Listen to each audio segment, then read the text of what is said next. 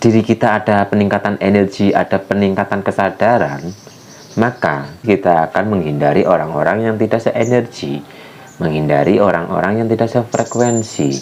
Itu hanya berlaku sementara waktu, tapi ujung-ujungnya kita akan bersosial kembali, kita akan bermasyarakat kembali ketika kita sudah bisa menata pikiran kita, kita sudah bisa menata perasaan kita agar tidak terpengaruh oleh luar diri.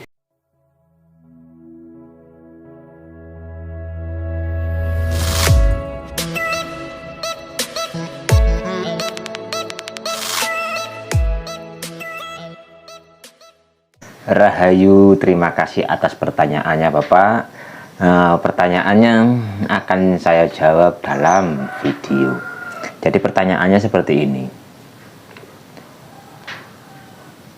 Mau bertanya dalam pengetahuan umum, kita sebagai manusia dikatakan bahwa kita adalah makhluk sosial yang tidak bisa hidup tanpa bantuan orang lain, dalam kurung bermasyarakat, bergotong royong, bersosial, dan sebagainya.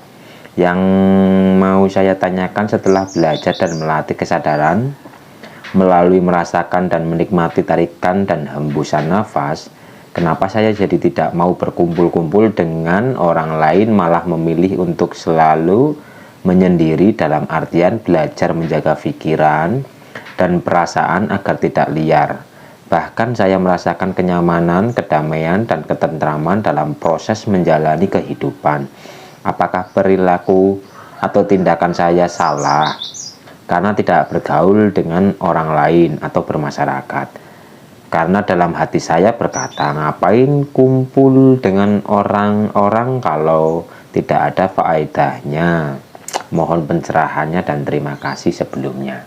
Oke, jadi kenapa ketika kita memurnikan jiwa kita, itu ada rasa kita itu malas untuk keluar, kita lebih suka menyendiri, menikmati, mengamati kehidupan kita, itu sudah sangat umum.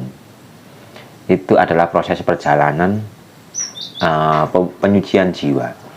Jadi kita akan merasa tidak nyaman ketika kita tidak sefrekuensi, tidak seenergi dengan orang lain. Jadi itu suatu proses, suatu tangga dalam perjalanan. Tapi nanti ujung-ujungnya ya kita akan bersosial kembali dengan diri kita yang baru. Mungkin sekarang atau dulu kita bersosial, kita mengikuti alur mereka. Mungkin umumnya dalam bersosial itu menceritakan kejelekan orang lain dan sebagainya. Lah besok setelah kita selesai dalam pemurnian jiwa, kita akan bersosial lagi, tapi kita sudah tidak mengikuti arus itu. Mungkin ketika dulu kita mendengarkan ada yang menceritakan kejelekan orang lain, kita ikut serta, kita ikut menggunjing dan sebagainya. Tapi besok kita tetap akan keluar, akan bersosial kembali, tapi kita sudah tidak seperti dulu lagi. Ketika kita telah selesai atau kita sudah masuk lebih dalam ke dalam diri kita ini, ketika kita keluar, maka di situ ada kebijaksanaan. Jadi kita tetap bersosial, tapi ketika ada orang lain yang berbicara mungkin menjelek-jelekan orang lain, ya kita akan tetap diam. Bahkan kita di situ akan meluruskan. Jadi kita akan melencengkan tema yang tadinya temanya adalah membicarakan kejelekan orang lain, tapi asal kita sudah selesai dengan diri kita, maka kita akan meluruskan hal-hal yang seperti itu. Jadi antara diam atau meluruskan. Jadi itu suatu proses. Suatu proses karena diri kita itu ada peningkatan energi. Diri kita ada peningkatan energi, ada peningkatan kesadaran, maka itu sudah menjadi otomatis kita akan menghindari orang-orang yang tidak seenergi, menghindari orang-orang yang tidak sefrekuensi. Itu hanya berlaku sementara waktu, tapi ujung-ujungnya kita akan bersosial kembali, kita akan bermasyarakat kembali ketika kita sudah bisa menata pikiran kita, kita sudah bisa menata perasaan kita agar tidak terpengaruh oleh luar diri. Dan proses menyendiri seperti itu sampai kapan? sampai kita benar-benar sudah selesai dengan diri kita ini.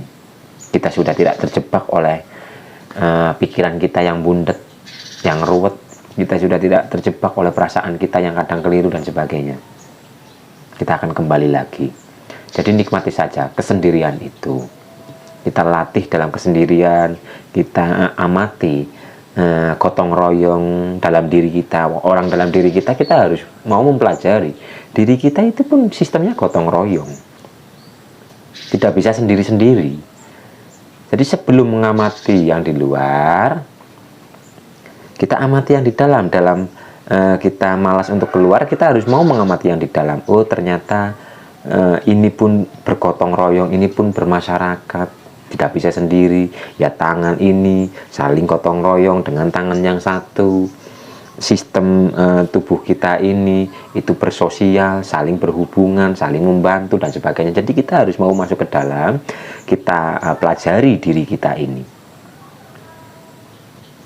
Kita pelajari diri kita sambil menikmati nafas, kita amati diri kita, maka kita akan mendapatkan pencerahan-pencerahan dari dalam diri, mendapatkan keilmuan-keilmuan atau pemahaman-pemahaman dari dalam diri. Dan asal kita sudah, oh ternyata diri raga ini pun bergotong royong, ini membantu ini, itu bisa kita terapkan di umum. Saling membantu, saling melengkapi dan sebagainya. Jadi semua itu ada di dalam diri kita. Mumpung kita sedang dalam fase sering menyendiri, ingin menyendiri, kita pelajari diri kita ini. Kita amati tubuh raga kita, kita amati pikiran kita, kita amati rasa dan perasaan kita.